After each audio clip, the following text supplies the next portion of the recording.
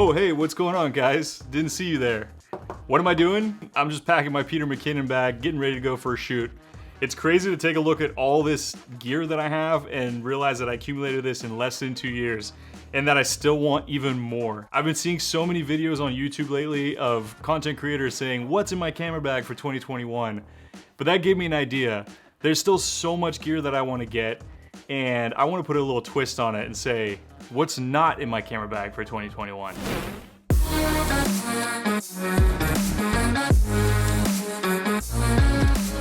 So let's start with lenses. There's two lenses in particular that I'd like to have in my camera bag for 2021. The first one is the Canon 24-70 f2.8 Mark II. I currently have the 24 to 105 millimeter f4. That's the one that I'm shooting this video with. And it's the kit lens that came with the 5D Mark IV when I first bought it. The f4 version is great because of the image stabilization that comes with the lens, but it would be great to just be able to stop down to f2.8 to get a little bit more light and of course to get that creamier bokeh in the background. Part of the reason I haven't bought this lens yet is because it's $1,900, and I also have this 24 to 70 millimeter focal length in the lens that I currently own, and I really wanted to spend my resources on other equipment that I don't have to add variety to my kit. The second lens is the 16 to 35 f2.8 Mark III from Canon.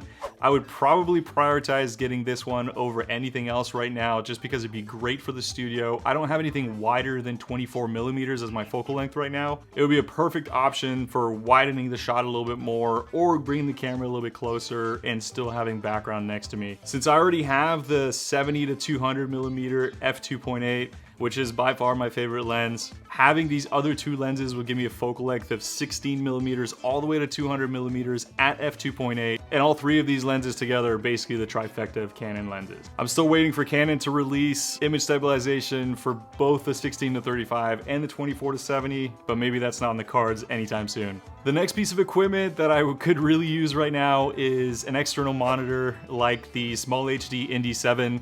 The biggest drawback to the Canon 5D Mark IV is the fact that it has a fixed screen. I'm unable to flip it forward and see myself while I'm shooting. So I always need to recruit my wife, who's behind the camera right now, to make sure the focus is on my face. And the only other way for me to do it by myself is just to use the app on my phone, connect via Wi-Fi to the camera, but that always disconnects as soon as my screen goes dark on my phone. The camera disconnects from it, and it's just a huge hassle to use. So having a monitor, being able to see what I'm working with in a big screen, a big 7-inch screen, to me is crucial. And the Small HD Indy 7 comes highly recommended by a lot of YouTube content creators, and it's just really great for the size of the screen and how bright it is for low light situations. The price is steep at $899, but like with all things, you get what you pay for, and in my philosophy, never go cheap. So if you've been on YouTube in the last few weeks, you've probably seen one of the biggest announcements by DJI is the DJI Fpv Drone.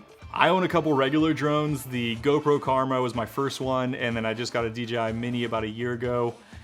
But I have to admit the FPV drones are way cooler in a lot of ways. I catch myself filming cinematic sequences with my drones, going really slow, panning out, panning in. And as soon as I know I have my shots, I start zooming around the forest, go as fast as I can, and just have a blast doing it. So I get the appeal of the FPV drones. I've stayed out of the FPV drone world so far because they come in do-it-yourself type kits. It takes a little bit of knowledge when it comes to soldering and plugging wires together, and for me it was just too involved. But this drone is really a game changer from DJI because it allows regular Joes to just be able to take it out of the box and start flying. So I'll definitely have to add one to my collection, but I'll have to check with the boss first. Finally, the biggest upgrade of 2021 for me, and it's probably gonna be more in 2022, is another camera. I bought the 5D Mark IV probably about 2 years ago now, and it was a replacement for the 80D that I bought when I first got into photography.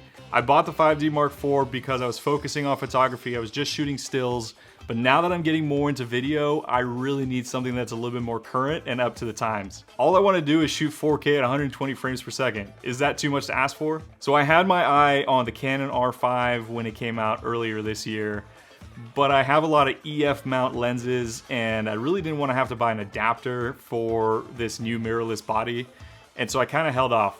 And the other thing, the overheating for me was kind of a huge issue at $4,000.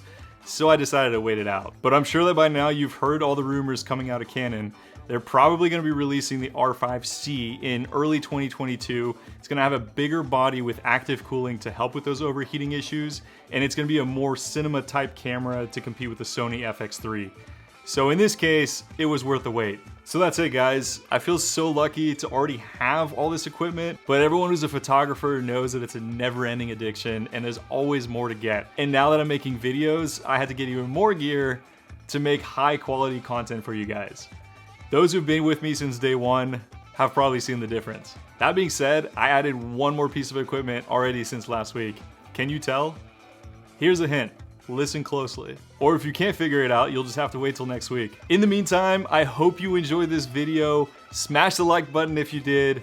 Let me know in the comments what you want in 2021 in your camera bag. Subscribe to the channel for more, and I'll see you next week.